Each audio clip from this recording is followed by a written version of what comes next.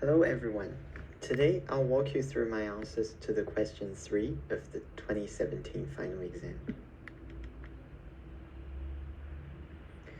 First of all, let's look at the question. Now, a small health fund largely services workers in the health sector, including nurses, administrators, and health professionals. This fund is a mutual owned by its insured members and has built up very significant reserves over time. And this has mainly come from successful portfolio investments over a long period rather than from excessive premiums, as the profit margin in the premium has always been low, so it has a very low profit margin. It has also lost market share over time to bigger competitors with greater advertising budgets.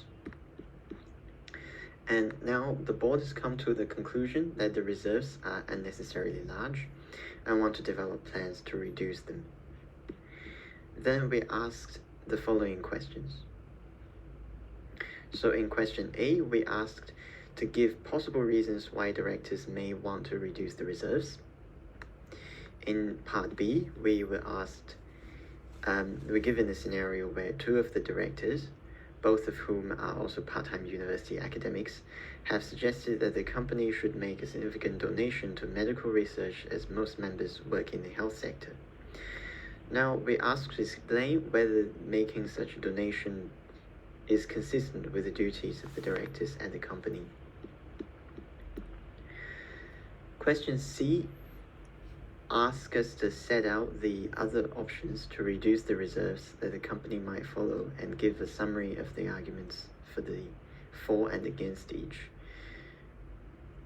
Now, let's look at these questions one by one. Now, let's look at the first part of the question. Why might the directors want to reduce the reserves? From my perspective, holding an excessively large reserve can signal that member premiums have been higher than necessary, and the directors may feel some of the capital could be put to better use without undermining the fund's credibility or solvency. They may also see a pressing need to invest in marketing, since new competitors with bigger advertising budgets have been eroding the market share.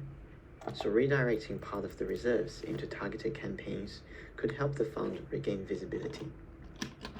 Finally, freeing up capital to enhance member benefits, whether that means richer coverage or premium relief, can strengthen loyalty and attract new members in a competitive landscape. Moving on to part B. What is the director's duty when considering a donation versus their core responsibilities as the fund managers?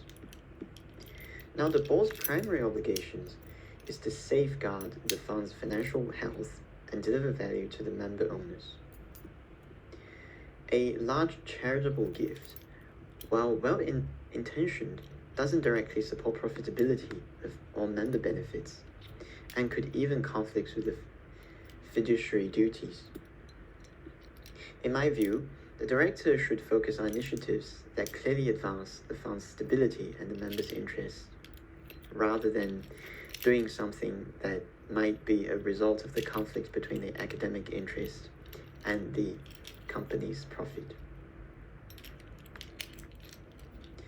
For the final part of this question, we asked what options exist for reducing reserves.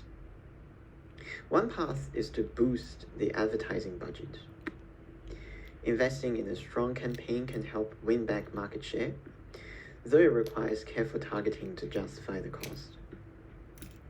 Another way is enhancing member benefits, such as adding value to existing policies or offering premium rebates.